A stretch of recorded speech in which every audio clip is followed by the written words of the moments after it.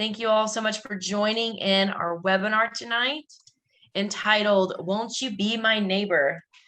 Like Mr. Rogers said, it's a good day to be your neighbor today. So I am Jennifer Carter, and I'm the Chief Operating Officer here at and broker here at Ardent Residential. I'm very excited to be doing this webinar tonight because I have some wonderful panelists that are here to participate in our discussion.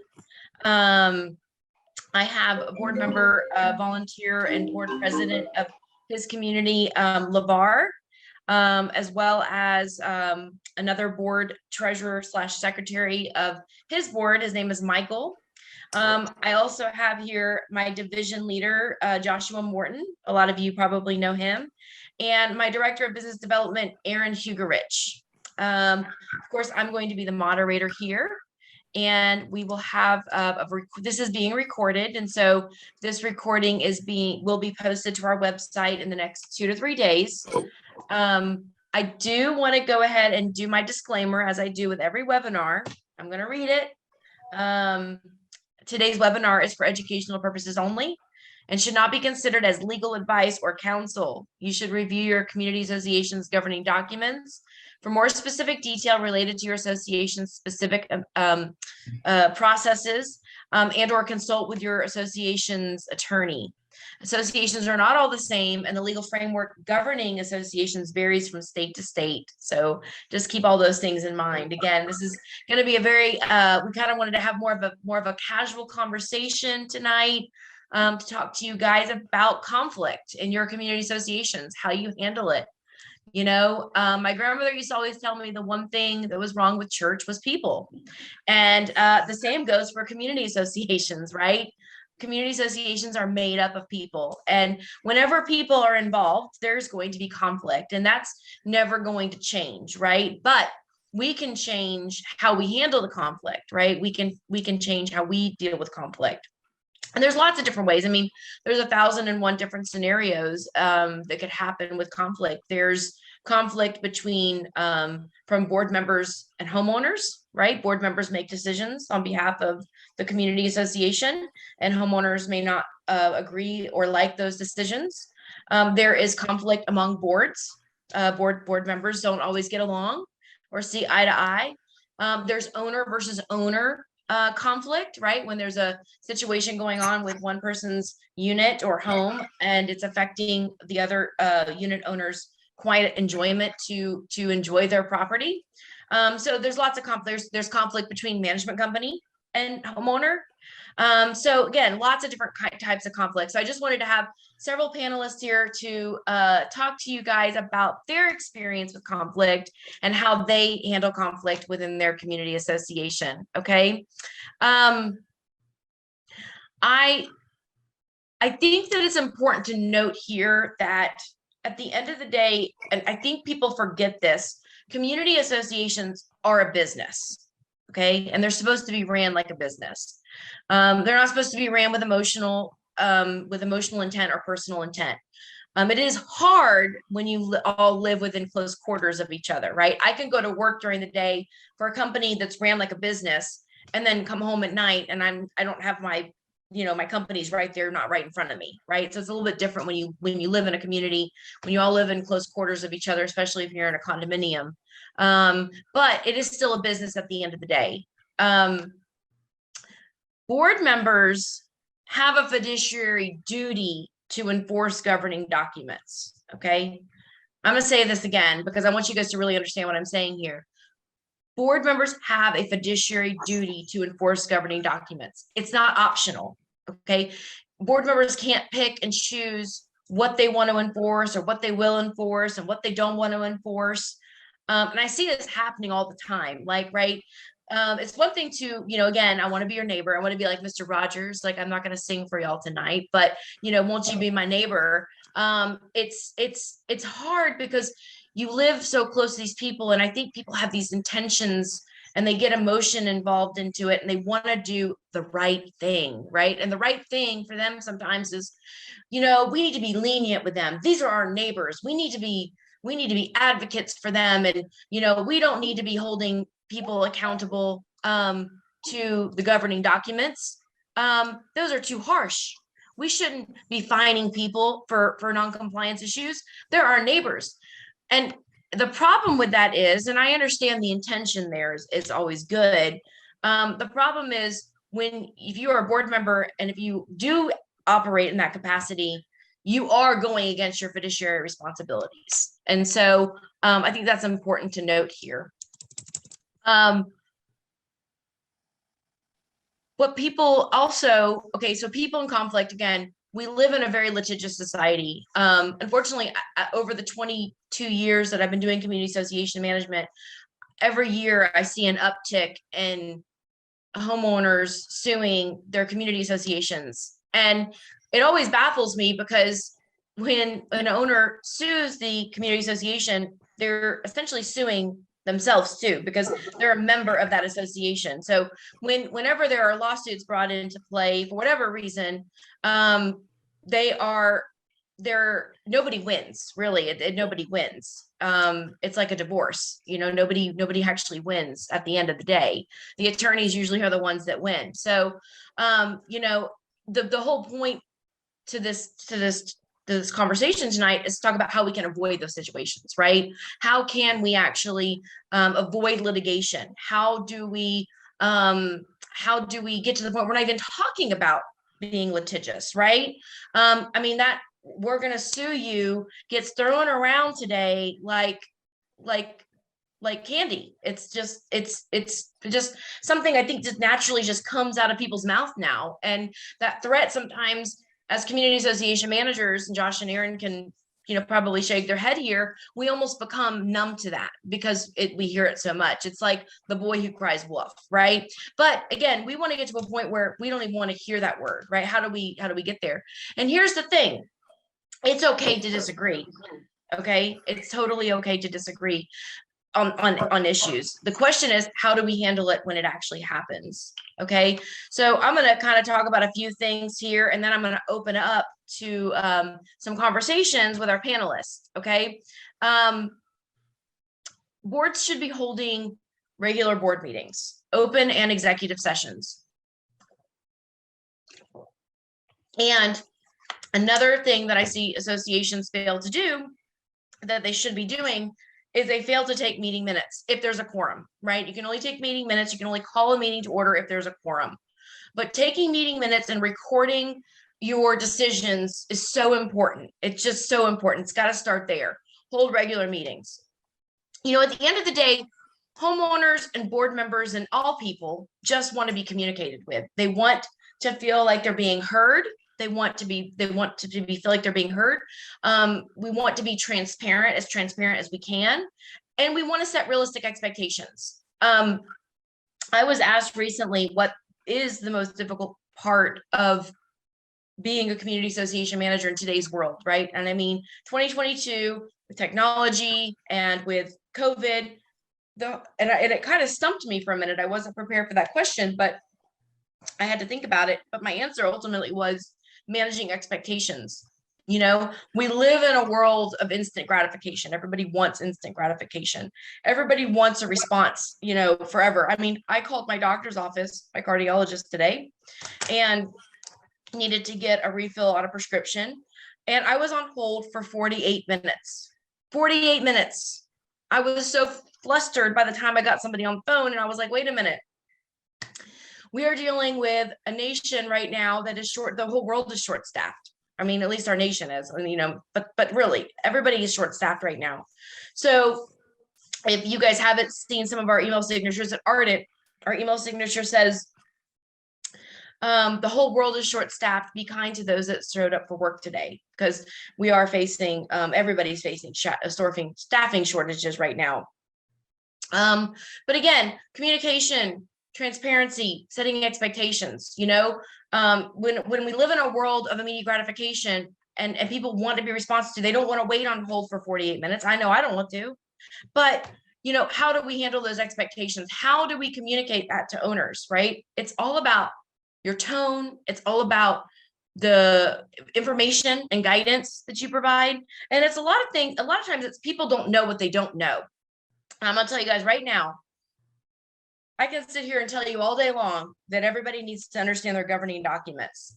But at the end of the day, I can sit here and say it is the owner's responsibility to know their governing documents. And that is true. It is. But the reality of the situation is nobody's picking up those governing documents and reading them. They're just not. So again, when they don't understand why they've broken a rule or why a decision was made, we need to really redirect them to show them where they can find that language in their governing documents and help them understand why it is a decision was made, or why it is that a board, why they're being fined, why they have a violation, why they have a late fee, whatever it is that the owner is upset about. But you have to draw the line in the sand at some point too, because there are going to be people out there, again, board members and homeowners alike, that no matter what you do or no matter what you say, it's not good enough. It's a losing battle, right? It's swimming upstream when that stream is never going to change direction. And again, those are, one-off situations, but of course, there are going to be certain situations that we can't do anything about that. I think also homeowners, if you're a homeowner and you're in on this webinar, I want to speak to you guys here for a minute, because I don't think a lot of homeowners understand board members' positions. Board members are community volunteers. They have their own full-time jobs. They have their own families. They have their own, friends. They have their own lives. They are volunteers of the community.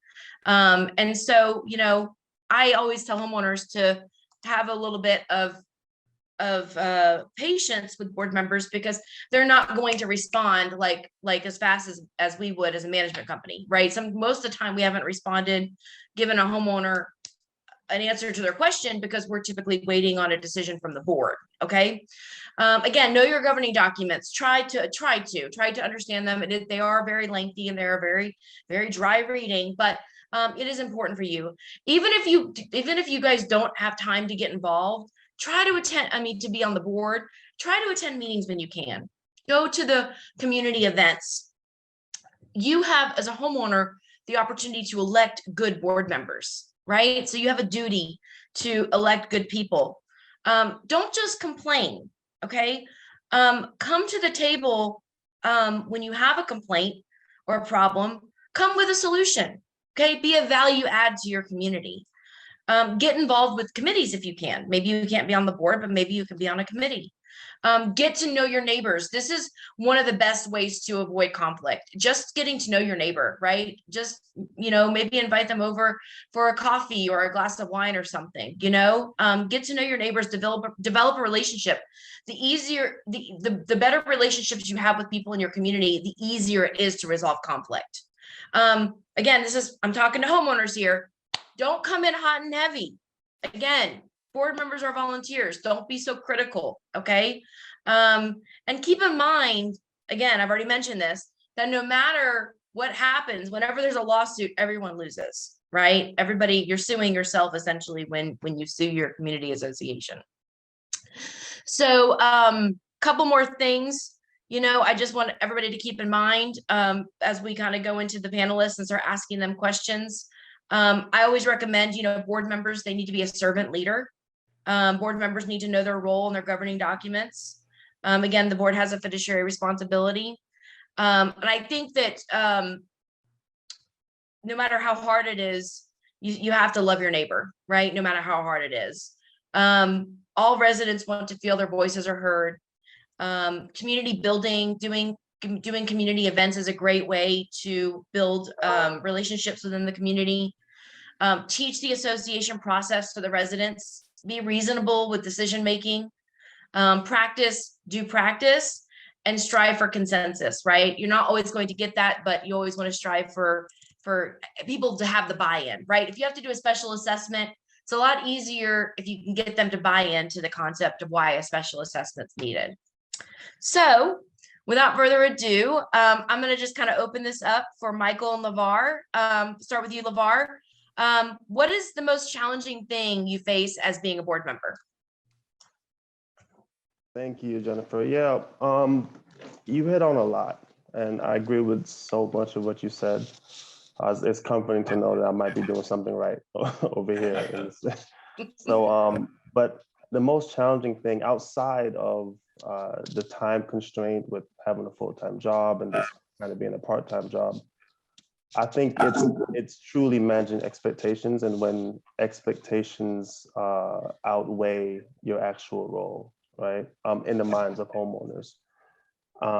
And the thing is, as a board member, you really have to understand your governing documents and your role and your duty really well to know what's in and what's out of scope, because homeowners just think you should be doing it all, right? You should be a maintenance man. You should be, and I'm in a condominium, so you should.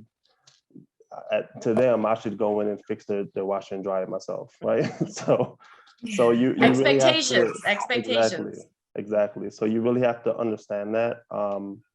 And then one thing I love to do in managing what I believe to be is the hardest part of it is I love to remind the homeowners that this is a 100% voluntary role, and because I think they miss that a lot. And it's always refreshing for them to. The tone always changes when you remind them of that. But I think that's the most challenging piece. Awesome. I forgot to mention before I go to you, Michael, I appreciate Josh jumping in. He's actually traveling this week, and he's made time to be here at this meeting. So thank you so much, Josh, for doing that. I know you're out this week, so thanks for making time to be here. Michael, what do you think for you the most challenging thing is to being a board member? Well, I have to agree that managing expectations can be a challenge. And once you've done that, I think building consensus about what to do and try and bring the homeowners along on the journey as the board makes decisions and sets priorities it can be a challenge, because everybody has their own view of things and their own priorities, and certainly now in a COVID world, that we're all under a lot of stresses, and perhaps HOA issues aren't top of mind for everyone. So building consensus, I think, is another challenge. That's totally very true. I'm going to kind of go to you, Josh, now. Josh, what do you think the most challenging thing is from a manager's perspective? And Aaron, I know you do business development, but you also have a portfolio of clients you manage as well. I want to hear from you guys is what you guys think is some of the most challenging thing in dealing with conflict that you have to deal with as managers and division leaders and all that good stuff. Yeah, I mean, circling back, realistic expectations is probably the biggest thing, right? That's what I noted here. People want immediate response times, and we live in a world of immediate gratification. And if you don't respond within 5 minutes, you failed to do your job. That's my biggest challenge. Even though we can act fast and get tasks or service requests completed within a reasonable amount of time, for instance, there's a condominium that we manage. We found out about a water leak from the exterior about a week and a half ago. We got a quote. We got a quote approved by the board. The work's already been done. The homeowner's still complaining because there's moisture in her unit. We got a quote to repair that moisture, or to clear out that moisture, and she's still not happy with the 2 weeks turnaround time. So I mean, the realistic expectation on that, certain scenarios. So great. Aaron, what about you? Really, honestly, I think that a lot of times, it's hard for homeowners and board members to understand what's going on in the background. It's hard for the homeowners to understand what the board members are working on, and they think that nothing is getting accomplished, but it also goes for the managers as well. The board's like, what, they want these, all of these tasks done immediately, but, there's work that goes into all of those tasks, in addition to just the normal tasks that have to be done, financials and, just like, getting estimates, and then, paying bills and stuff that has to be done. And, at the end of the day, I think we talk about, to like, how much time does each community get? Because I think that that's another main issue, is that You know, a lot of times it's easy for, you know, board members in different communities to think they're, you know, they're maintenance person. They're on, you know, they're a 24 or they're 40-hour employee, you know, and that's not what it is. And, you know, it's kind of an attorney. You get the amount of time that you pay for. It's such a great point, Erin. I mean, so many people don't know what's going on in the background, right? They have no idea what the board's doing and, you know, the discussions that go into deciding on things. It's a lot. I mean, and we're, you know, not only are, you know, of course, management companies out there, it's not unique to Ardent, are short-staffed. I mean, everybody's short-staffed out there, right? Everybody. I mean, everywhere I go, I see signs about people being short-staffed, but vendors are short-staffed right now. There's labor. I think that goes back to your point also about making sure that you have your board meetings. You know, the managers need to be transparent and communicate, but so do the board members. And just so that everybody's on the same page. And, you know, all human, we all want to be treated with respect and we all want to be heard.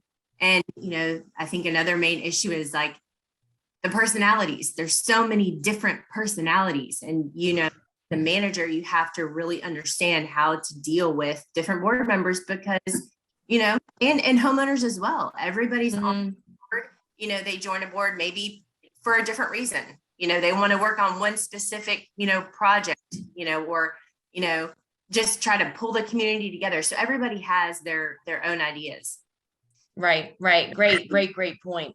And circling back on what you said, Erin, about what goes on in the background, that is such a true point because we also have, you know, the management team also has huge compliance checklists that they have to make sure tasks are getting accomplished. They have to get their management reports out.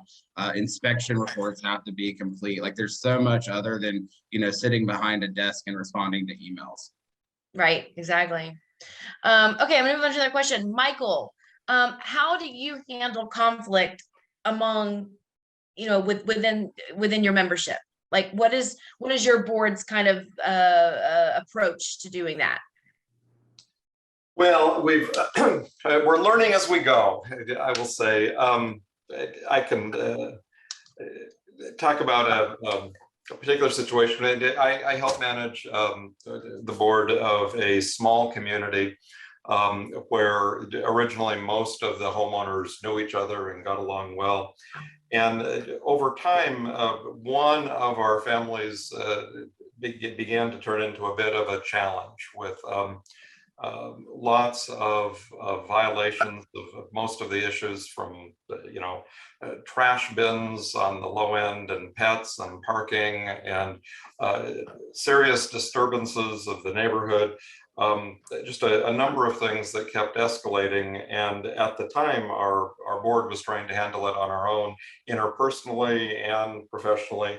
And we just weren't finding any results. And this may sound like a commercial for Ardent, but we were at the time self-managed. And we got the suggestion that we might contract a management company to help. And we did that and contracted Ardent, and y'all helped us with a number of things, including publishing and formalizing our rules and regulations and communicating them well. And that really did the trick with the troubling homeowner. But I think in hindsight, the tip that I have about managing conflict is, of course, get professional help and professional advice, people who know what they're doing and have done it before. But beyond that, just some of the human things that you've touched on before. You have to respect everybody. You have to follow the documents. You have to treat everybody equally. You have to keep personalities out of it and address the behavior, not the person. And so, you know, true. Yes. You know, I won't say that, you know, everything's perfect, but focusing on those issues, I think, and getting some professional help has really minimized the conflict and some of the issues that we used to have. So, you know, it's an ongoing process, but I would say respect, communication, setting the right expectations, and treating others the way you want to be treated. Exactly. You know, one of my favorite sayings is, we don't graduate past human, right? Sometimes we do let our tempers get involved. Sometimes owners do too. I really like to preach with our management team. You don't know what's going on with somebody, like even our client success team, when they're the first line of defense with So homeowners, true. and you just have, sometimes you don't, you could just hear some of these conversations and some of these people that call up that are just so angry and hurt and upset, and we just don't know what people are going through, right? We don't know what people are going through, and so being compassionate.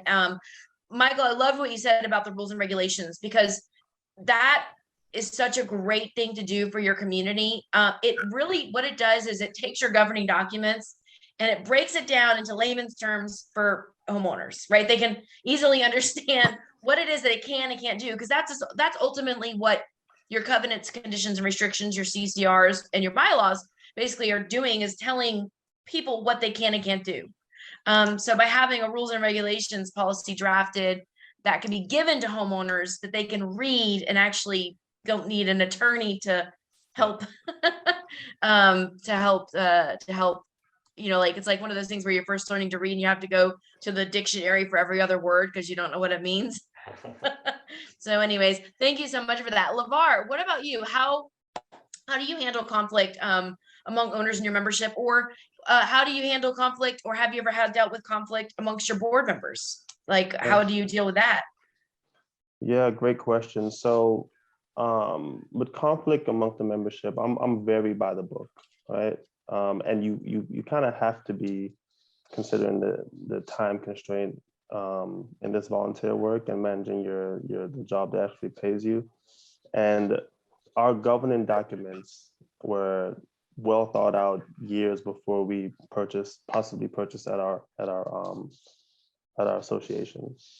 And I refer to it for everything. But on top of that, I call and consult the attorney as much as I can as well, right? Just leaning on the professionals and the governing documents as the Bible and as the rule of law makes things so much easier, because it takes the feeling out of it. It takes the things left up to interpretation out of it, and it makes things easier to manage. So that's the first thing. Like an example of that would be, it's about an 80 unit condominium here. And there was some leaking coming from one unit down to the bottom. And one would think that the source of the leak would be in charge of repairing the cosmetics, but our governing document says otherwise. So obviously that causes some conflict, but what our governing document says is what's law, right? So you educate the homeowner on what that is, and it is what it is from that point on. Because any form of litigation obviously would be subject to that code of conduct. In terms of managing conflict for board members, I mean, I really there was a lot of conflict when I joined initially. There was enough conflict to have me leave the board at one point, and then had to regroup a bit and come back a lot stronger, a lot better, a lot more educated about how to manage certain things. But again, it's by the governing documents, and it's engaging your association attorney, engaging your management company, who obviously has a lot more experience than you might have to help you manage through that. So in short, it's your governing documents, and it's the professionals that are the experts in your space to help you manage through it all. It's so true. And that's what a lot of boards don't understand, is that if you don't, it's kind of like what I said before about, you have a fiduciary responsibility to follow the governing documents. You don't get to pick and choose what you want to follow and what not to follow, because when you do that, when a board does that, and they deviate away from the governing documents, they have now set a precedence.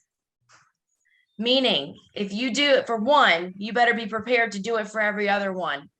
and possibly go back and have ramifications for ones that didn't get that special treatment, right? So it's very dangerous. You know, I'm a firm believer in following the books, and you know, I always tell people all the time, you know, for instance, covenant enforcement, something that comes up, you know, a lot, where you've got a very clear set of rules, use restrictions that what you can do to your unit, what you can't do to your unit, right? And some boards are like, no, we don't want you to send any violation letters out.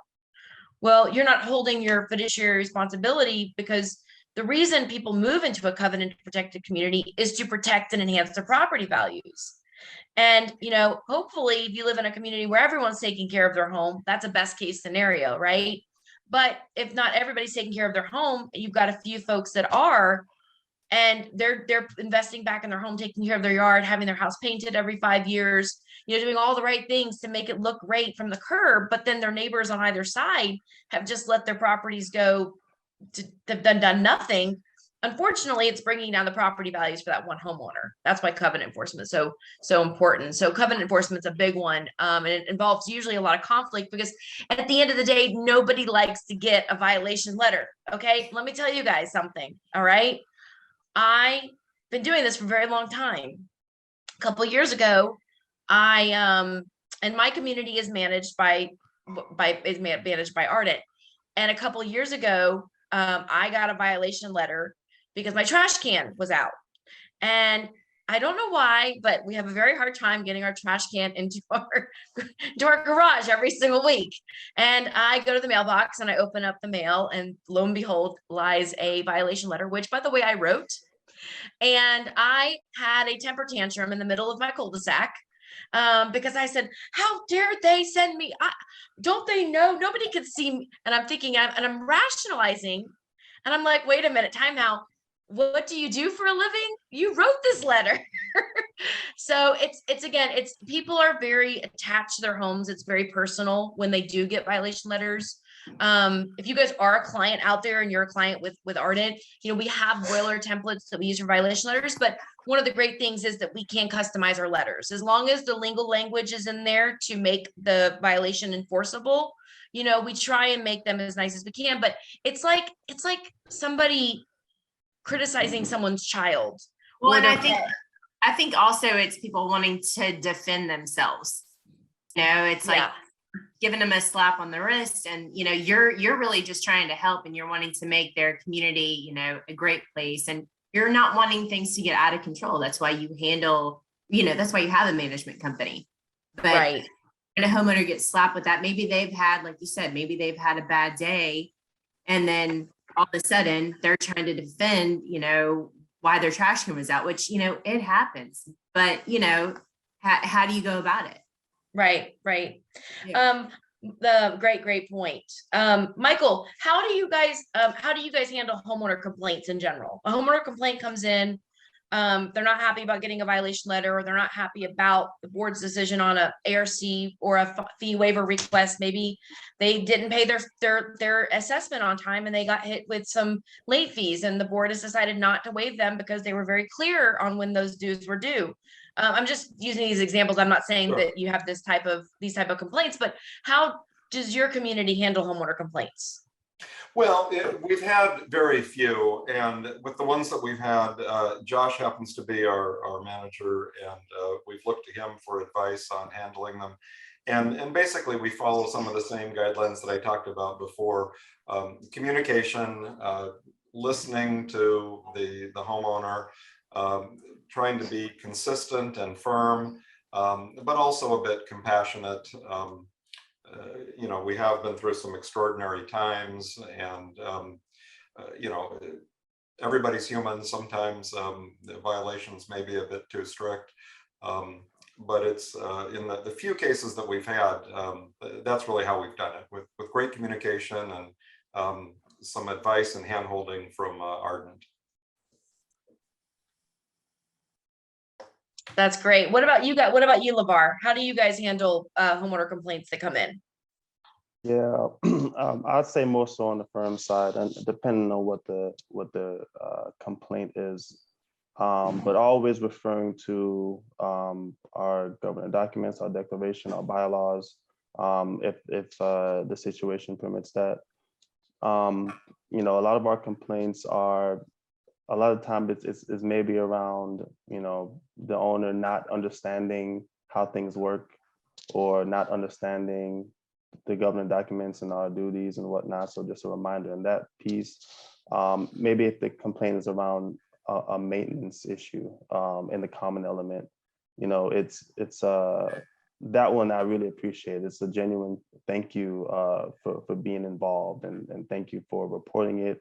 Just remind them that we don't have an on-site property manager or maintenance person, so your involvement is so putting some of the onus back on them. Sure. You know, just thank you so much for being involved and bring us to our attention, and we'll get to it immediately or as soon as we can. You know, so it depends on what it is, but normally it's you know, it's just a refresher on our job, a refresher on the bylaws, on the declaration, or a thank you for being involved, and you know, we appreciate it. Sure, yeah. It's so important. And a lot of homeowners get upset. I know that from our end, Josh and Aaron, you might speak to this briefly. Owners don't like being told, you know, especially if they're a first-time homeowner and maybe their real estate agent didn't advise them properly of what was covered and what wasn't covered. We get a lot of calls from homeowners stating they thought that their HOA dues were to be included with their mortgage. You know, we get a lot of calls from homeowners who think that, you know, a townhome community that's fee simple. Just because you live in a townhome, you can automatically assume that exterior repairs are included. We'll get a lot of calls from homeowners in a townhome community that they thought when they bought into the community that all their exterior repairs were going to be covered, like their roof and their gutters, and then they come to find out that's not the case. Those are very difficult conversations to have with those homeowners, because it puts a very huge financial burden on them that they didn't think that they had. So nobody likes to be the bearer of bad news. What do you have anything to say about that, Josh? I mean, yeah, I mean, sometimes we have to be the bad guy, but again, it's all about you know, our delivery and how we approach every situation. Right. Well, we're going to start to wrap up the webinar. I have some good questions for you, Michael and LeVar here. Because we might have some folks that are new to being on the board, never been on a board before, might have some people here or that might watch this in the future that might be considering being on the board. Kind of want to get Michael and LeVar's both your take on, you know, what some advice that you would give some folks out there that are new on the board or thinking about joining the board. What would be your advice to you the very first time you joined the board? Well, I'll start. I'm going to guess that I'm quite a bit older than LeVar. I'm retired, and I'm a retired corporate executive. And in my case, joining the board was an opportunity to use some leadership skills and some communication skills, and you know, some financial skills, and kind of give back to the community. So for me, I found it rewarding because I'm retired and I have some time. I do lots of other volunteer work, but for me, it was rewarding to you know, put some of those skills back to use for good in the community. I think it might be a bit more challenging with a full-time job. So I'll let LeVar speak to that. You're up, LeVar. The biggest advice I have is you have to remember why you want to be involved and why you do it. And this might sound a little bad, but there has to be a little bit of selfishness in it to keep you going, honestly, right? Because it's volunteer work, and you're putting in 40, 50, 60 hours on a job, and then you're coming home and answering emails, managing vendors, etc. So you know, you have to remind yourself on why you do it, and it's really to be a key decision maker.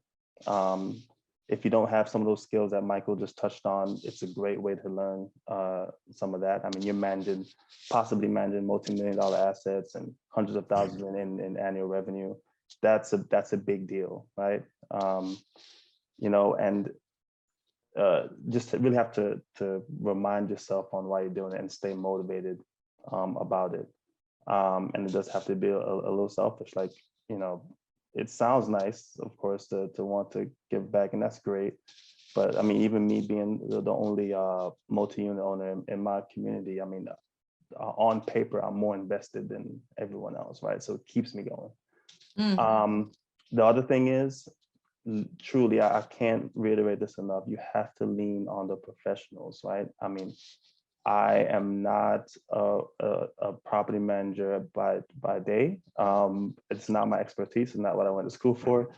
But I'm also not an attorney, right? So interpreting our declaration, I can do pretty well, but you know, we have professionals who can do a lot better than me. So leaning on the professionals is a huge one, and educate yourself with your governing documents.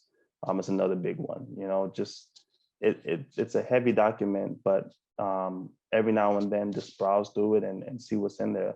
What we like to do here is create our quarterly newsletters. And at the end of the newsletter, we'll just put a highlight of something you might not have known that's in your governing documents. Just a governing document highlight. Like, did you know you needed approval to change this? Or did you know you couldn't change your carpet to hardwood? Or did you know this or that, you know? Because there's a lot in there that folks don't know, and you don't Right. know until the situation comes up. So yeah, that's really it, man. Lean on the professionals, have your why, and let it be a little selfish, right? and I think it should be good there. It is fulfilling. I will say that much. It's very fulfilling.